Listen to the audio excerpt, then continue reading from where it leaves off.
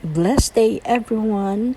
Papunta po ako sa likod ng aming kusina at dito nakatanim yung ating pong ilang buwan ng mga gulay, yung ating ilang tanim na mga eggplant or talong.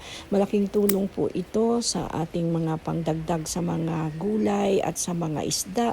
Ito po ay provisions ng Panginoon. I always believe for bounty. I always pray and declare God's provision as He promised in His word that my God shall supply all your needs according to His riches and glory in Christ Jesus our Lord. And with God nothing is impossible. It is His will to give us everything that pertains to life. I'm so glad. Ito po, kakaiba yung ginawa ko dito sa talong. Parang chichiria yung ating ginawa.